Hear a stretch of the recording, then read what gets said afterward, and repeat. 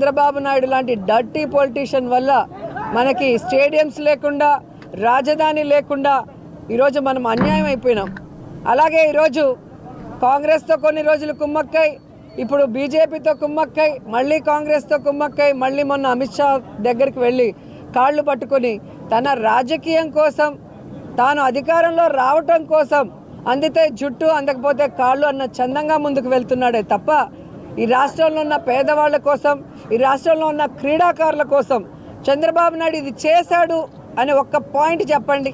ఈరోజు చంద్రబాబు నాయుడు, లోకేష్ని ప్రజలు నమ్మటం లేదు, వారు చెప్పే అబద్ధాలని ఎవరు పట్టించుకోవటం లేదనే ప్యాకేజీలు ఇచ్చి ఈరోజు పవన్ కళ్యాణ్ తీసుకొచ్చి చంద్రబాబు నాయుడు, లోకేష్ మాట్లాడిన దాన్నే ఆయనతో మాట్లాడిచ్చారు. పవన్ కళ్యాణ్ చెప్పింది కూడా విని విని బోర్ అయిపోయి అతనికి క్రెడిబిలిటీ లేకుండా పోయిందని ఇప్పుడు షర్మిలమ్మని తీసుకొచ్చి ఆవిడతో కూడా అదే స్క్రిప్ట్ మాట్లాడిస్తున్నారు. అండ్ ఈరోజు మీరు చూస్తే షర్మిల గారికి తెలంగాణ బిడ్డని, తెలంగాణ ప్రజల కోసం జీవితాంతం సర్వీస్ చేస్తానని వైఎస్ఆర్ తెలంగాణ పార్టీ పెట్టినావిడ ఈరోజు ఆ పార్టీని గాలికి వదిలేసి ఆంధ్రప్రదేశ్కి వచ్చి ఇక్కడ జగనన్నను తిట్టాల్సిన అవసరం ఏమొచ్చిందో ఒకసారి మీ అందరూ కూడా ఆలోచించాలి.